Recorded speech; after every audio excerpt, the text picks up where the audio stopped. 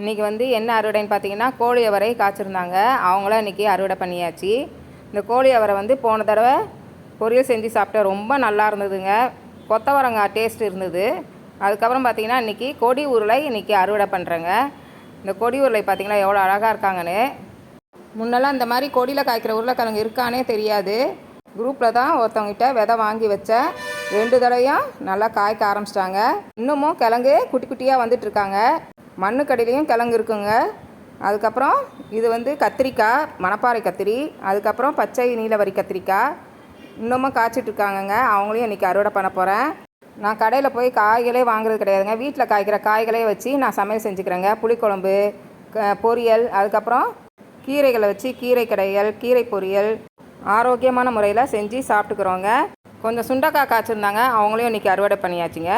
இன்று சத்தான ஆரோக்கியமான காய்களை அறுவடை செஞ்சாச்சுங்க.